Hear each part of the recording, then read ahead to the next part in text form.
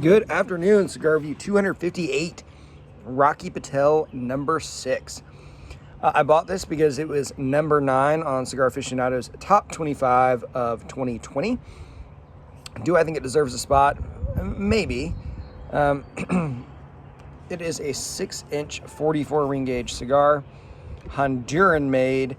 I think it's a Honduran Puro, so I know that the wrapper is Honduran. I know that it was constructed in the Honduran, and I believe that the filler and biter also came from Placencia's fields in Honduras. So it's a pretty good cigar. Some of the tasting notes were from someone else, from I think Cigar Aficionado, were vanilla, cocoa, orange peel, and black pepper. So I'm getting very, very, very similar notes. I'm getting orange peel, really strong. That one to me was the one where I was like, yeah, I definitely get that.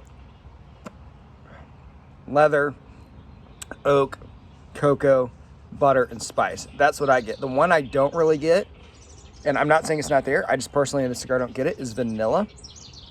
But it's still a great cigar.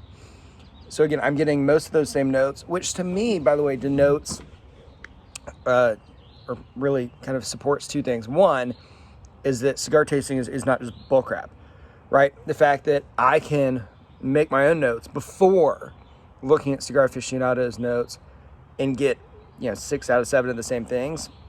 We're not making this stuff up, right? It does have a taste. It absolutely has a taste. And the fact that these cigars are consistent, despite being a natural product, right? This is literally rolled up leaves.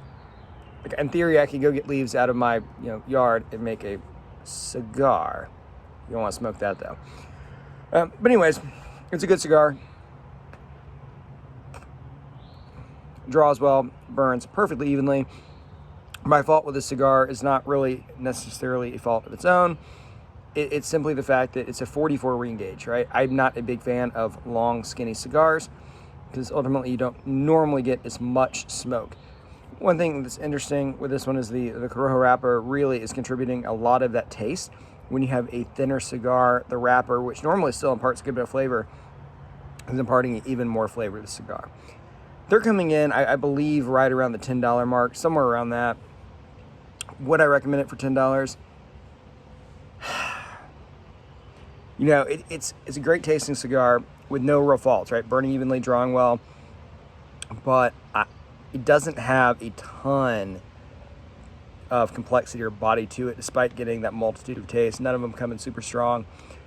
To me, this is a great cigar to smoke if you're not really trying to do a phenomenal tasting, if you're just trying to smoke a good, reliable cigar.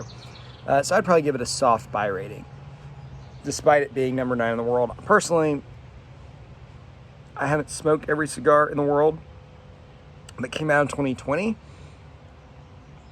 I just have trouble believing that this is one of the top 25. Top 50, sure. Of these cigars that I have tasted in the past year, which is probably, well, I guess 258 or more, it would not make my top 25. Top 40, yes. Top 25, no. Anyway, sorry for the rant, guys, but that's Cigar Review 258, Rocky Patel, number 6. As always, thank you for watching, and please subscribe.